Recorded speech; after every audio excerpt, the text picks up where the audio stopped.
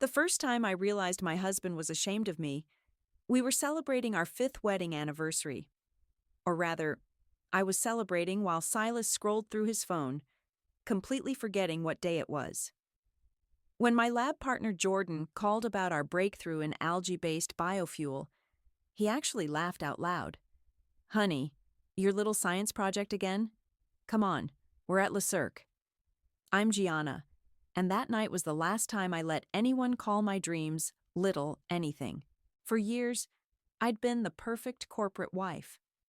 I gave up my consulting career because Silas said it would look better if I focused on supporting his journey. His mother Chelsea never missed a chance to remind me how lucky I was that her son had chosen me. Darling, she'd say, tapping her wine glass with a manicured nail, hobbies are charming, but you have Silas. Why waste your energy? I remember smiling and nodding, like I always did. But inside, I was calculating exactly how much energy I had left to waste. The next morning, while Silas was at work, I found myself in his home office. I wasn't snooping. I was looking for our marriage certificate. But what I found instead changed everything. Confidential reports about Petromax's vulnerabilities, scattered across his desk like breadcrumbs leading to salvation. What are you doing in here? His voice made me jump. He'd forgotten his laptop. Looking for insurance papers, I lied smoothly. For the anniversary trip you planned? His face went blank. Anniversary? Yesterday. 5 years. Oh shit, G. I've been swamped with the merger. He ran his hands through his hair. Let me make it up to you. Dinner tonight? Don't worry about it. I smiled, already knowing I'd be calling my lawyer before lunch. It's just another day. That afternoon, I sat in a sterile conference room, signing divorce papers while my sister Alyssa held my hand. You're doing the right thing, she whispered. He never deserved you. I know. I touched the flash drive in my pocket, containing photos of those Petromax documents. But this isn't about deserving anymore. That night, Chelsea showed up at my new apartment, a tiny place that probably cost less than her monthly spa budget. Oh, sweetie. She looked around with theatrical concern. This is quaint. You know, it's not too late. Silas would take you back if you'd just be reasonable about this green energy nonsense. I met her eyes. How's Petromax's stock doing, Chelsea? She blinked. What? Nothing. Just making conversation. I opened the door. Thanks for stopping by. After she left, I called an old contact from my consulting days. Axel, it's Gianna. Remember that favor you owe me? I need to know everything about corporate takeovers. And I mean everything. Gianna, he sounded worried. What are you planning? I looked at my reflection in the window, seeing for the first time in years the woman I used to be, the one who graduated top of her class, who could solve problems nobody else could see. Planning? I'm not planning anything. I watched the lights of the city flicker on, one by one. I'm just finally doing what I should have done years ago. I'm taking back my power. My phone buzzed with a text from Silas. Left your stuff with the doorman. Hope you find what you're looking for. I smiled, thinking about those documents, about the algae prototype in Jordan's lab, about all the pieces already falling into place. Oh, I will, I whispered to myself. And you're going to wish you'd remembered our anniversary. The next morning I woke up early and called Jordan. How fast can we scale up production? 6 months, maybe less. Why? Because, I said, opening my laptop to check Petromax's stock price. I think it's time we stop playing in the kiddie pool. You ready to change the world? Her laugh crackled through the phone. Born ready. But Guy, are you sure about this? I thought about all those dinners, all those condescending smiles, all those years of being treated like an accessory instead of a person. Absolutely sure. And Jordan? Don't call me Guy anymore. Gianna will do just fine. You want to do what? Axel leaned back in his leather chair, studying me over his steepled fingers. His corner office overlooked the financial district where I used to work, where I used to be somebody. I want to take over Petromax, I repeated. And I need your help. He laughed, then stopped when he saw my face. Gianna, that's a multi-billion-dollar company.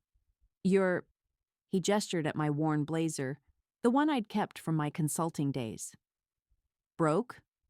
I pulled out my phone, showing him Jordan's latest lab results. Maybe. But I have this. His eyes widened as he scrolled through the data. This algae-based fuel efficiency, these numbers can't be right. They are. We've replicated the results 6 times. Jesus. He handed the phone back. But you still need capital. Lots of it. I placed my grandmother's diamond ring on his desk. This is worth about $80,000. My retirement fund will add another $60,000. It's enough to secure the patents and scale up initial production. You're selling your jewelry? Already sold most of it. I smiled tightly. Turns out freedom costs exactly as much as my wedding set. That afternoon, I met Alyssa at a coffee shop. She was already building our marketing strategy on her laptop. We need a name that sounds both eco-friendly and powerful, she said, not looking up. Something that makes oil executives nervous. Seraphinite Energy, I said. It's a crystal that represents cleansing and renewal. Perfect. She finally met my eyes. Have you seen Silas's Instagram? I shook my head. Don't. She turned her laptop around. There he was, surrounded by models at some rooftop bar. The caption read, "Finally living my best life. Ears unshackled." Charming, I said, closing the laptop. Let's focus on what matters. But later that night, alone in my apartment, I Googled Petromax's stock price again. A news alert popped up. Energy giant faces secret legal troubles. I clicked through, heart racing. My phone rang. It was Axel. Did you see it? He asked without preamble. The lawsuit article? Just now. It's worse than they're reporting. Silas has been hiding major losses from shareholders. If someone were to, say, acquire enough voting shares through various shell companies. I sat up straighter. How do we do that? We don't. But I know someone who can. His name is Ruben, and he's the best corporate lawyer you've never heard of. The next day, I met Ruben at a diner. He wore a bow tie with cartoon dinosaurs on it and ordered chocolate milk. Shell companies are like Russian dolls, he explained, drawing diagrams on a napkin. Each one hides another and another until nobody knows who owns what. Is it legal? He grinned. Completely. Just complicated. Expensive, too. I'll find the money. You already have it. He tapped the napkin. Petromax's stock is tanking because of the lawsuit rumors. Perfect time to buy. That evening, Jordan called with news from the lab. We did it! She was practically screaming. The new enzyme strain increased efficiency by 300%. We can scale up production now. I was about to celebrate when another call beeped in. Unknown number. Hello? Gianna, darling. Chelsea's voice dripped honey-coated venom. I hope you're doing well in your new circumstances. What do you want? Just checking in. Silas is hosting a little gathering next week. A freedom party, he's calling it. I thought you should know. My hand tightened on the phone. Thanks for the update. Of course, dear. Oh, and I saw your little company registration.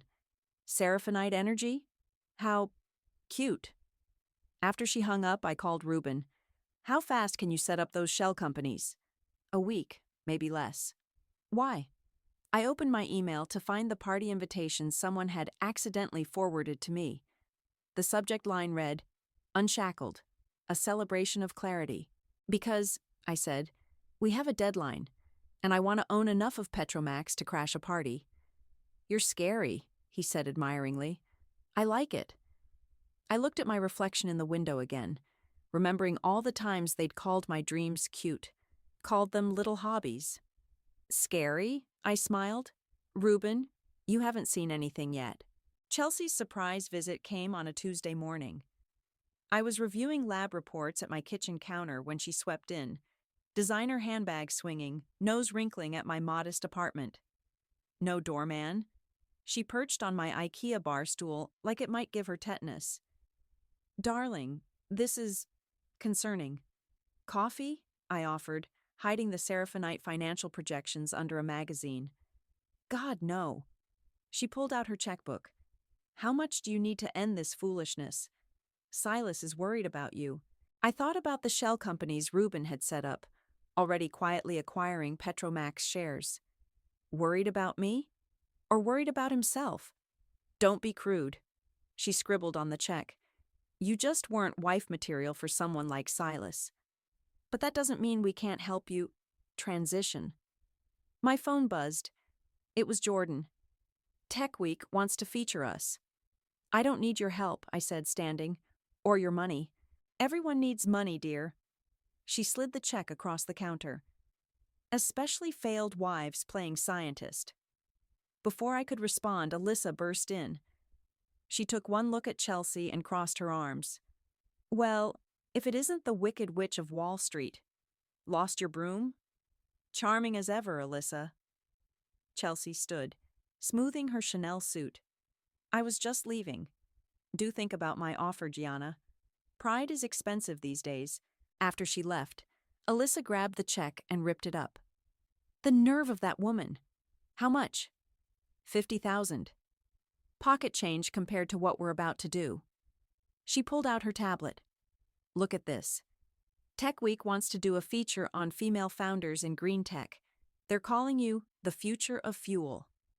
My phone rang again. Reuben. We've got a problem, he said without greeting. Someone's buying up Petromax suppliers. If we don't move faster, we'll lose our advantage. I glanced at Alyssa, still scrolling through the Tech Week article. How much more do we need? Another 1 million in strategic positions. But the real issue is timing. The Freedom Party is in 3 days. I'll handle it. I hung up and called Axel. Need more funding? He asked, reading my mind. Last time, I promise. Already done. Check your secure email. But Gianna, are you sure about this? Revenge is expensive in more ways than one. I looked at the torn check on my counter, remembered Chelsea's smirk. It's not revenge. It's justice. That afternoon, I had lunch with Jordan to prep for the Tech Week interview. The restaurant was expensive, the kind Silas used to take me to when he was showing me off. Your algae formulation is revolutionary, the reporter gushed, recording everything. How does it feel being at the forefront of sustainable energy? Before I could answer, I heard familiar laughter. Silas was at the bar, surrounded by his usual crowd. My ex? He was saying loudly. Yeah, she's gone full crazy scientist, probably brewing potions in her basement or something. The reporter frowned. Is that my soon-to-be ex-husband, I said calmly, who's about to learn that some potions do work magic. Later that night, an email arrived. The subject line made my heart stop. Unshackled. A celebration of clarity. Final guest list and details. Inside were photos of ice sculptures, topless servers, and a guest list that read like a who's who of energy sector executives. Chelsea was listed as guest of honor. I forwarded it to Reuben. How close are we? His response came instantly. Very. But we need one more thing. A meeting with Alfred Wolf. The CEO of Petromax? Impossible. Not impossible. He's looking to sell, quietly. Tomorrow, 2 p.m. Wear something expensive. I looked at my closet. Mostly clearance rack items now. Then I remembered the one thing I hadn't sold. My red Valentino dress from Better Days. My phone lit up with a text from Silas. Heard about your little magazine feature. Cute. Hope you're not embarrassing yourself too badly. I slipped on the red dress, checking the fit. Perfect. Oh, Silas, I whispered to my reflection. You have no idea what embarrassment feels like. But you will. I took a photo of myself in the dress and sent it to Reuben. Will this work for tomorrow? His response, Wolf won't know what hit him. Neither will your ex. I smiled. thinking of Chelsea's torn check, of Silas's loud laughter, of all the times they'd tried to make me feel small. Time to brew some magic, I said to my reflection. And this potion's going to burn. Another supplier down, Reuben announced, bursting into my temporary office at Seraphinite. That's 3 this week. Petromax is hemorrhaging partnerships, and they don't even know why. I smiled, scanning the latest acquisition reports. How's Silas taking it? According to my sources, he's been screaming at his assistant all morning. Apparently their biggest pipeline contractor just mysteriously backed out of renewal talks. My phone buzzed. Jordan calling from the lab. Gianna, you need to see this. Her voice trembled with excitement. The new conversion rates, they're off the charts. We're ready for the public demo. Perfect timing. I checked my watch. The Tech Expo is next week, right after the Freedom Party. About that party, Reuben interrupted, adjusting his dinosaur bow tie. Are you sure you want to go through with this? We could wait. Do this quietly. Quiet isn't the point. I pulled up the party invitation on my screen. They wanted a show? They'll get one. That evening, Alyssa brought over takeout and marketing mock-ups. We sat on my apartment floor, surrounded by papers and empty containers.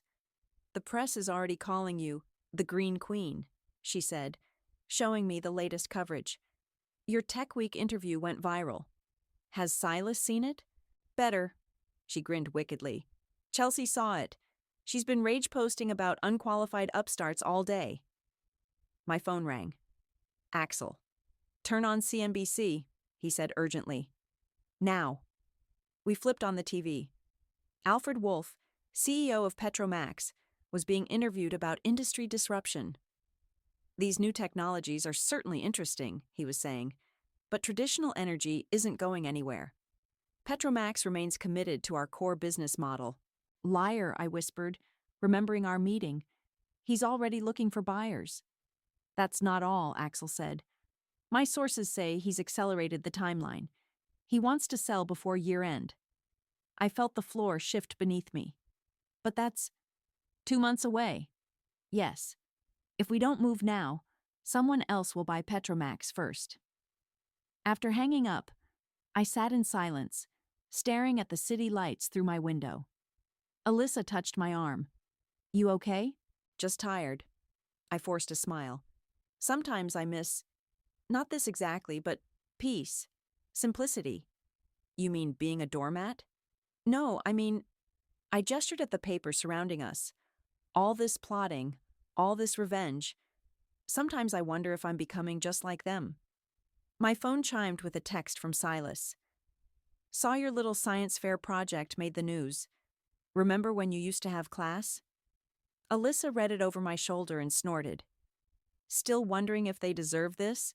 Before I could answer, Jordan burst in, waving a tablet. We did it! She thrust the device at me.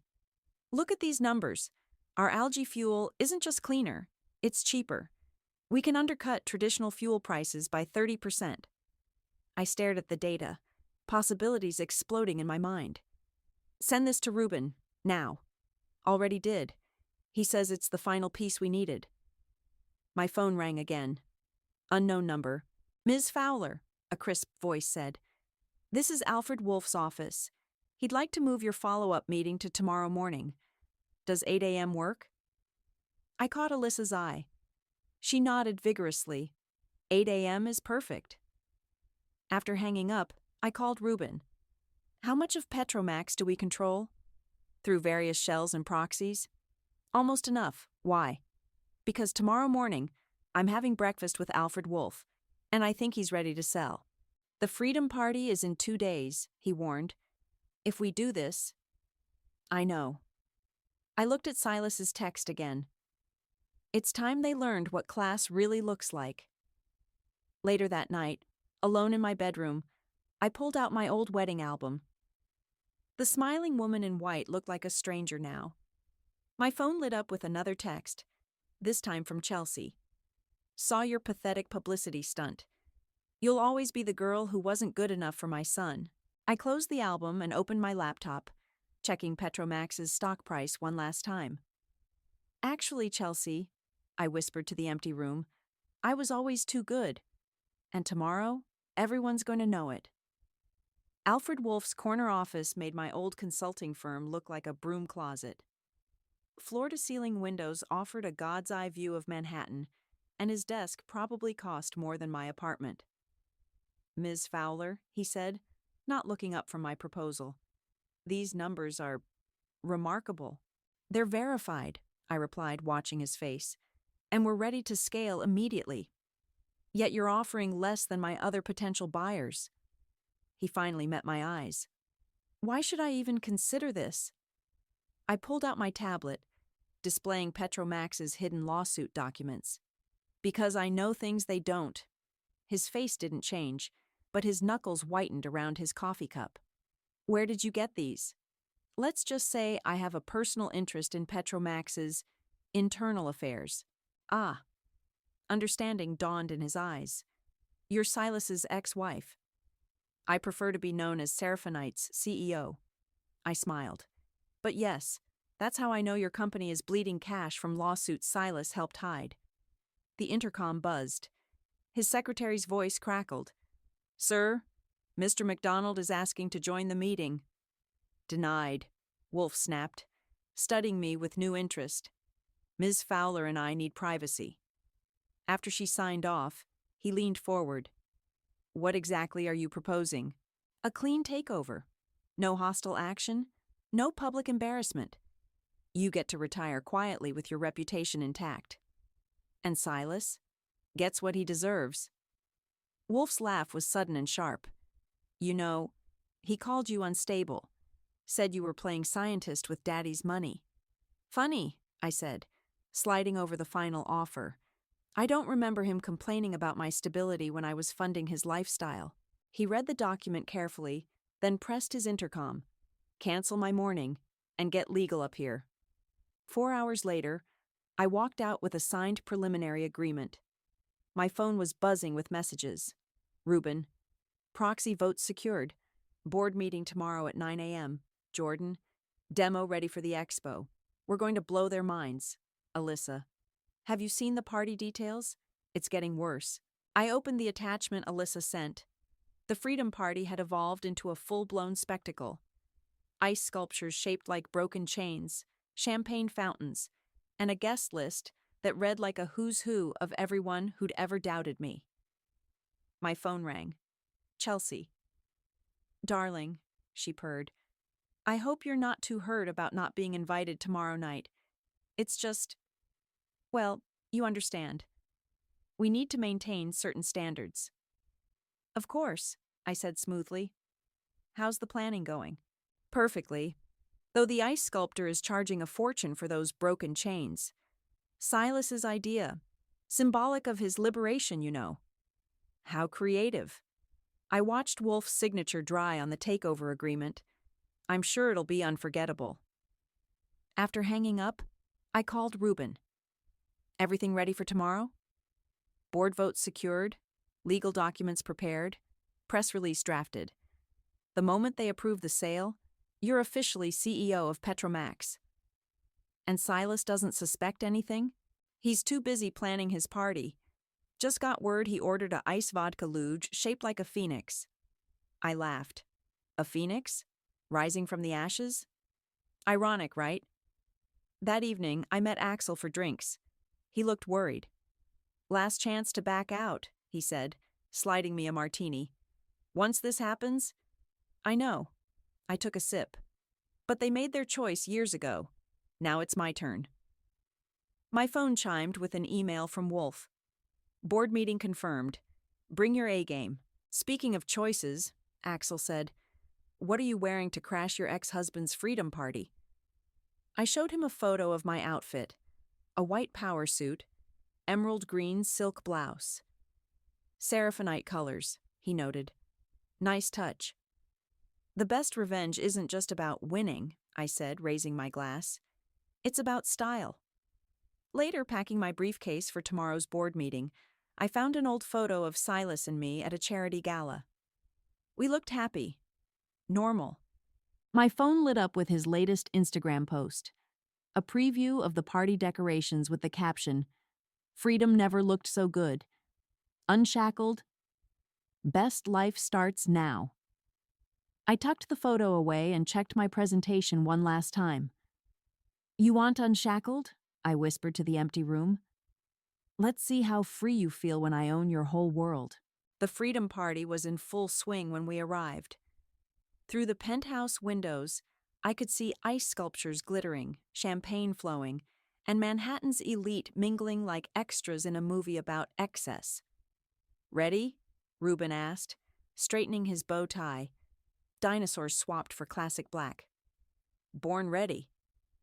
I smoothed my white suit and nodded to the doorman, who didn't recognize me without Silas on my arm. The moment we stepped inside, the music seemed to falter. Conversations stuttered to a halt as heads turned. Across the room, Chelsea froze mid-toast, her champagne flute suspended in air. "Oh my God," someone whispered. "Is that—" Silas spotted me and strode over, trademark smirk in place. "Gianna, crashed your own divorce party? That's sad, even for you." "Actually," I smiled, "I was invited. By your new boss." He laughed too loudly. "What are you talking about? I don't have a new boss." "Alfred?" I called out. "Care to explain?" Alfred Wolf emerged from the crowd, looking uncomfortable. "Silas, we need to talk. Whatever this is, it can wait until Monday." Silas waved him off. "We're celebrating my freedom here." Reuben cleared his throat. "About that." He pulled out an envelope. "Notice of change in controlling interest. Effective immediately." Silas's smirk wavered. "What?" "Perhaps we should discuss this privately," Alfred suggested. "No need," I said clearly, my voice carrying across the now silent room. "Everyone here should know that as of 9 a.m. this morning, Petromax has new ownership and a new CEO." Chelsea's champagne glass shattered on the marble floor. "You're lying." "Am I?" I turned to the crowd. "Ask your host why he's been hiding those class action lawsuits. Ask him about the missing environmental impact reports. Better yet, ask him about the money he's been embezzling to fund." I gestured around the room. "All this." Silas's face went from red to white. "You can't prove—" "Actually, we can." Reuben pulled out his tablet. "Would you like to see the evidence? It's quite detailed." "This is ridiculous," Chelsea sputtered. "Silas, do something." "He can't," I said softly. "Can you, Silas? Because starting Monday, you report to me." The room erupted in whispers. I saw phones coming out, social media already lighting up with the scandal. "You think you've won?" Silas stepped closer, his voice low and dangerous. "You're nothing without me. You'll always be nothing." I met his eyes. "Funny. That's exactly what you said about my little science project. The one that just bought your company." Jordan appeared at my side, right on cue. "Gianna, the demo is ready for tomorrow's expo. We're trending on Twitter already." "Perfect." I turned back to Silas. "By the way, love the Phoenix ice sculpture. Very symbolic. Rising from the ashes and all that." "Get out," he growled. "Actually," I glanced at Reuben, who nodded. "You're the one who needs to leave. Company property, you see, and you've just been terminated." Security appeared, my security now, waiting politely by the door. Chelsea rushed forward. "You can't do this. Do you know who we are?" "Were," I corrected gently. "Who you were. Now you're just another cautionary tale about underestimating the wrong woman." As security escorted them out, I turned to the stunned crowd. "Please, enjoy the party. Consider it a celebration of—" what was the phrase? Ah, yes, clarity. The music resumed, but the atmosphere had shifted. I watched as executives who'd laughed at my dreams now scrambled to introduce themselves to Ms. Fowler, the new CEO. "That was brutal," Reuben whispered admiringly. "No." I watched Silas and Chelsea being led to the elevator, their world crumbling in real time. "That was justice." My phone buzzed with a text from Alyssa. You're trending. Green Queen, Charm Revenge Boss. I walked to the window, looking out at my city. Behind me, the Phoenix ice sculpture was already starting to melt, water pooling around its base like tears. Ms. Fowler? A waiter appeared with champagne. Would you like to make a toast? I took the glass, turning to face my new empire. To clarity, I said, loud enough for everyone to hear. And to all the little science projects that grow up to change the world. The crowd raised their glasses, and I saw my reflection in the window. Powerful, unstoppable, free.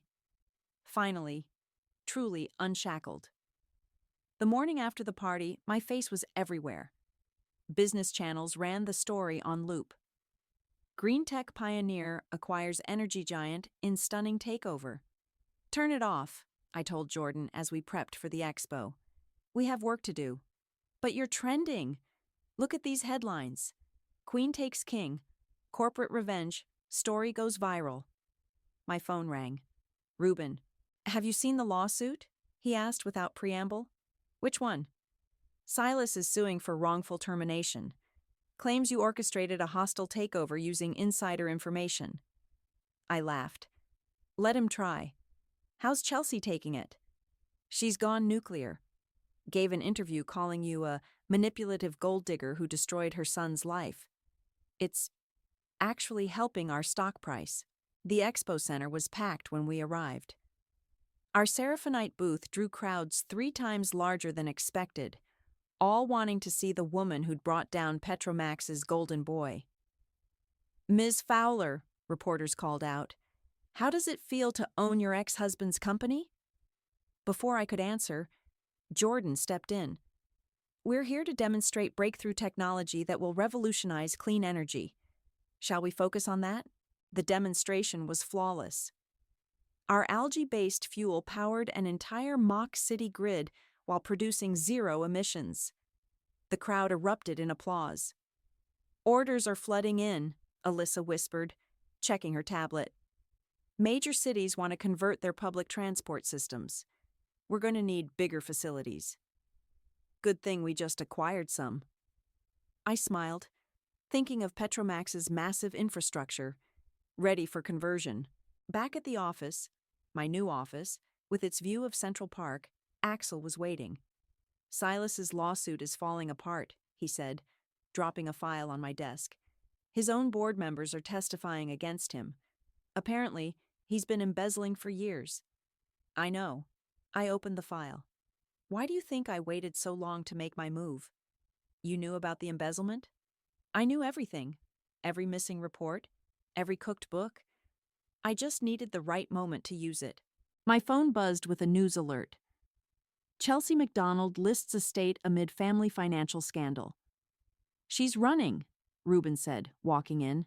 Smart move, considering the SEC is investigating her involvement in the cover-ups. I stared out the window at my empire. Offer Silas a job. What? They both turned to me. Entry level, strategy department. No authority, no prestige. Just a desk and a reminder of what he lost.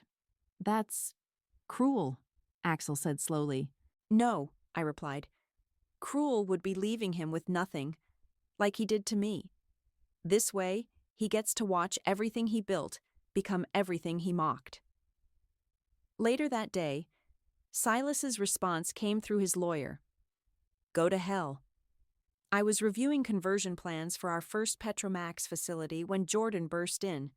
TechNet Weekly wants you for the cover. The future of energy. How one woman's revenge revolutionized an industry. No revenge angle, I said firmly. Focus on the technology. The future. But the story isn't about revenge anymore. It's about change. That evening, Chelsea's interview went viral. She was crying, mascara running, calling me a monster who destroyed a great family legacy. The comments were ruthless. Legacy of what? Pollution and corruption? Green Queen showed them what real power looks like. Karma is a boss in a white suit. Alyssa brought wine to my office. You did it. You actually did it. Not yet. I showed her the latest facility conversion plans. We're just getting started. My phone lit up with a text from an unknown number, a photo of Silas, looking haggard at some bar with the message, "Karma's a bitch." "No," I whispered, deleting the message. "Karma's just good business." The next morning, I called an all-hands meeting. Hundreds of employees, old and new, filled the auditorium. "Yesterday was about the past," I told them. "Today we build the future. Petromax is dead. Long live Seraphinite Energy." The applause was deafening. In the back, I spotted Alfred Wolf nodding approvingly. My phone buzzed one last time. A news alert. Chelsea MacDonald leaves country amid growing scandal. I smiled, thinking of all those dinner parties where she'd called my dreams cute little hobbies. "Well, Chelsea," I murmured, watching my new empire humming to life, "how's this for a hobby?" The coastal wind whipped around me as I stood on the same beach where my parents used to take us camping. No luxury resorts, no corporate retreats, just waves, sand, and clarity. My phone buzzed. "Alyssa, turn on the news. They're covering the London Climate Summit." I pulled up the live stream on my phone. There was Jordan, presenting our global conversion initiative to world leaders. Behind her, graphs showed the dramatic drop in emissions wherever Seraphinite technology had been implemented. "Your sister's hiding," Alyssa said. "They want you for the keynote tomorrow." "I'm not hiding. I'm thinking." "About Silas?" I watched a seagull dive into the waves. "I saw him last week, at that charity gala." "I heard. Looking rough, wasn't he?" He had been. Bloated, glassy-eyed, standing in the background of someone else's success story. When our eyes met across the room, he'd quickly looked away. "You know what's funny?" I said, drawing patterns in the sand with my toe. "I thought revenge would feel better." "Having second thoughts?" "No, just realizing something. Revenge satisfied my ego, but the work feeds my soul." My phone chimed with another call. "Ruben." "Sorry to interrupt your beach day," he said, "but the TED people are getting pushy about that talk. From betrayal to billions, a green revolution. Tell them I'll do it, but we're changing the title." "To what?" "The power of being underestimated." After hanging up, I walked along the shoreline, remembering all those nights planning revenge in my tiny apartment. The anger had been fuel, but it wasn't sustainable. Just like oil. My phone buzzed again. A news alert. Chelsea MacDonald, spotted in Monaco, refuses comment on energy industry revolution. I smiled, thinking of her face that night at the Freedom Party. The shock when she realized I wasn't just Silas's ex-wife anymore. I was her worst nightmare, the woman who'd been paying attention. Jordan called next. "The summit's going crazy. We've got 17 countries signing conversion agreements." "How's the presentation going?" "Amazing, but they keep asking about you, about the story." I watched the sunset paint the ocean gold. "Tell them the truth. Sometimes the people who try to break you just make you stronger." "Deep," she laughed. "Very TED-worthy." That evening, I drove back to the city, but not to my penthouse office. Instead, I went to my old apartment building. The tiny place where I'd started plotting my comeback. The current tenant recognized me from TV. "Oh my God, you're the Green Queen." "Just checking out my old home," I said. "Mind if I look around?" Standing in that small kitchen, I remembered Chelsea's sneer, Silas's laughter, all the times they'd tried to make me feel small. My phone lit up. A message from an unknown number. A photo of Silas at some bar, looking lost. I deleted it without reading the caption. Back in my car, I called Alyssa. "Remember when you asked if I had any regrets?" "Yeah." "I don't regret what I did. I regret needing to do it." "Deep," she mimicked Jordan's earlier tone. "Very TED-worthy." I laughed, starting the engine. "You know what the best revenge really is?" "What?" "Living well was never enough. It's about living meaningfully. Now that's a TED Talk. Driving through the city, I passed Petromax's old headquarters, now emblazoned with the Seraphinite logo. Green, growing, alive with possibility. My phone rang one last time. The summit organizers. Ms. Fowler. About tomorrow's keynote. I'll be there, I said, watching my city's lights flicker on, powered increasingly by the technology they once mocked. And I know exactly what I'm going to say. What's that? I smiled, thinking of all the women out there, being told their dreams are too big, their projects too ambitious. I'm going to tell them that sometimes the people who dismiss you as nothing are just afraid of what you might become, and that the best response to doubt isn't revenge. I pulled up to my building, where the doorman opened my car door with a respectful nod. It's revolution. Looking up at my city, at my future, I finally felt something better than revenge. I felt peace. They once called it pointless. Now it powers their world, and I choose when the lights go on.